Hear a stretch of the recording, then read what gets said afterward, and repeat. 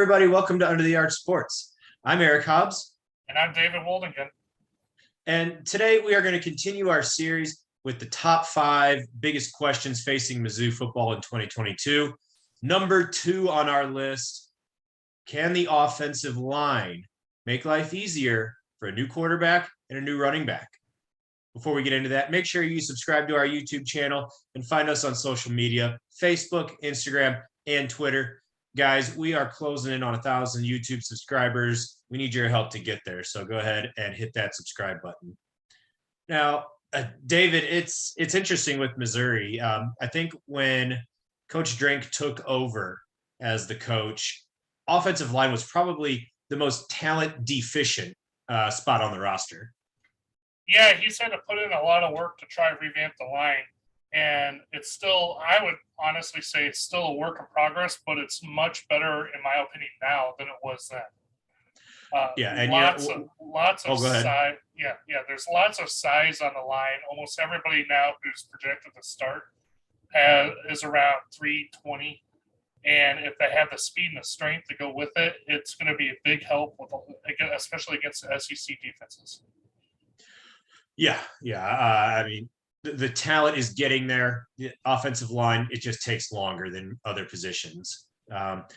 If you're talking about talent on Missouri's offensive line, I think the one spot you have to start with is left tackle and Javon Foster. Yeah, I mean, I agree with you on that. Can he hold his own, protect the quarterback's blind spot, and at the same time seal off the ends and tackles to form holes for the running back? It's going to be really interesting to see how this all shakes out. Yeah, that's the one spot that I think is kind of nailed down. The other tackle spot, it probably belongs to Hiron White once he's healthy, but he's got a lower leg injury. He will not be ready for the start of the season.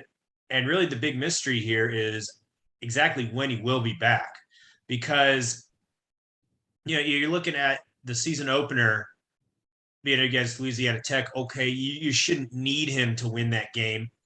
But then the next 3 after that, at Kansas State and at Auburn. I don't know if Missouri will have him back, but it would be enormous if he were back and at 100% ready to go. In his absence, I think we're looking at Zeke Powell more than likely being the right tackle to open the season. An interesting kind of development was that we found out on the first day of fall camp on Monday, Vince Polgar, the transfer from Buffalo, has been ruled ineligible for the season. Some sort of something happened. It was more on the Buffalo end of things. I don't know if it was grades or transcripts or something, but he's ineligible for this season.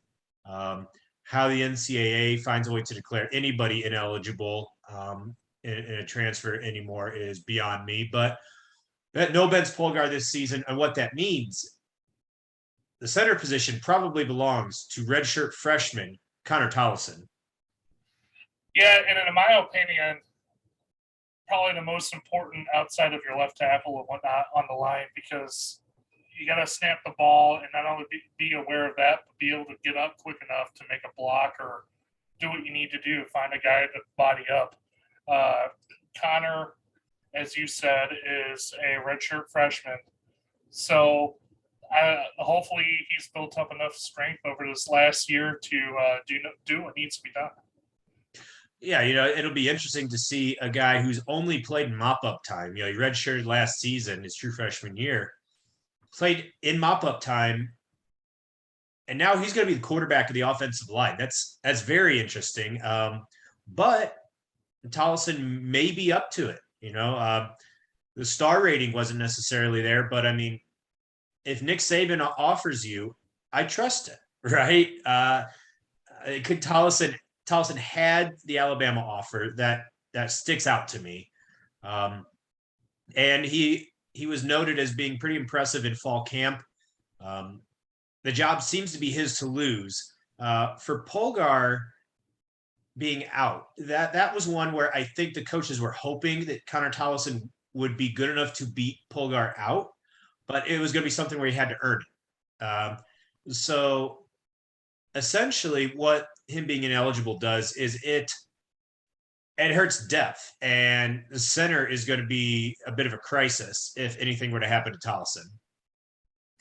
Yeah, and that's what you don't want to see, especially against these SEC teams, because you know there's going to be almost always there's some type of offensive line injury at some point or other during the season. So, what they do if he does happen to go down, I don't know. It's going to be interesting to see what happens. Yeah, you take a look at the guard positions. I think there's a lot of thought that Connor Wood may have that right guard spot pretty nailed down. Left guard, if it were my guess, Luke Griffin, I think, is probably going to be your guy. Although I wouldn't rule out Dylan Spencer. Spencer, David, kind of an interesting situation. He started for Missouri in 2020 a couple of games. Things didn't work out. He transferred. He went to Jackson State, and then I guess he thought better of it. Now he's back at Missouri. Coach Drink said in interviews he was got to work his way back up the depth chart. He doesn't get his old spot back at or near the top of the depth chart, but I think the talent level is there, and it'll allow him to move up pretty quickly. What if he is back at the left guard spot? I think that's very interesting. Well, and listen, like you said, he had a year. He played a year with Mizzou. Then he went over to Jackson State. Jackson State. Thank you. Playing for Dion. Yeah, and most likely developed physically down there as well as mentally, probably. And honestly, that experience from 2020 probably woke him up and was able to show him what he needed to do to be ready. I could totally see him working his way up the chart and earning a spot. Yeah, that's one where I'm kind of rooting for him. My biggest question is how quick can a line become cohesive, especially with all new running backs and a quarterback? Are they going to be able to gel quick enough to provide protection and get the momentum going on offense? Yeah, it's going to be a change. I think the biggest change will be at center, just because Michael Maietti is not there. 2-year starter, never heard his name. Not quite NFL talent, but he was steady. He didn't make mistakes, and I'll take a guy who just doesn't screw up over the guy who may whiff on one play and then get the pancake block on the next play, right? Right. Well, and don't forget, you're going into all these places that are going to be sold out or close to sold out on the road that are extremely tough to hear and things like that. He had that experience. Take our second game, for instance, the Kansas State game is sold out. You're going to want someone to be able to have that ability and experience and discipline, not to have like false starts or mishear things just because of how loud it is. Yeah, exactly. Well, if Tolleson's the starter, his second career start will be at Kansas State. That stadium is sold out. They've already announced that. So yeah, that will be interesting. Not it's not Death Valley at LSU, but a sold out Power 5 football stadium is not quiet. Exactly. So David, for just to summarize, can this offensive line, in your opinion, with the adversity that it's facing, the changes, do you think they can, kind of lead the way for the new quarterback and new running back? I look at two things. First off, as I said, the first one is how quick can they gel together? They're going to have to do it real quick because, like you were saying earlier, we have two real big games on the road real quick. The second part I look at is just their physical level, their physical abilities. Most of these guys, just looking through the roster now, are big enough for the SEC. Like a couple of years ago, you couldn't say that. You look at D linemen that they would be going up against, and the D linemen would just like make them look tiny, in all honesty. All of these guys are like 320 pounds plus, which begs the question, can they get out the ball quick enough? Are they fast? Can they move? When you're that big, I mean, you have to be agile. So If they can It's harder to be a pulling guard when you weigh 320, right? Yeah. If you can put all of that together and pull together as a unit, the talent potential is definitely there to be a solid SEC line and do what they need to do, not only to slow down the rush, but actually open up the holes for the running game too. Last year, Mizzou, I think, gave up only 17 or 18 sacks, which is a little over one per game. I would love to see that shrink a little bit. Plus, some of that had to do with Connor Bazelak's lack of mobility as well. So, with a couple of healthy quarterbacks back there, I think the line can do what they need to do pass protection wise. And hopefully, if they get it together quick enough, they can open up some huge holes for a running game as well.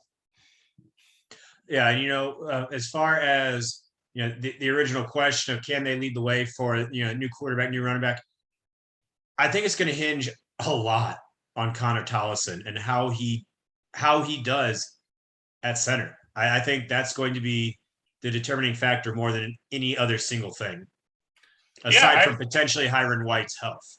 I agree, because everything starts from the middle and pushes out. So if he can get the ball off and find his guy like he's supposed to in the middle, I think the line's going to be okay. If he can snap the ball and has trouble finding his guy or making his block, we're going to be in a world of hurt.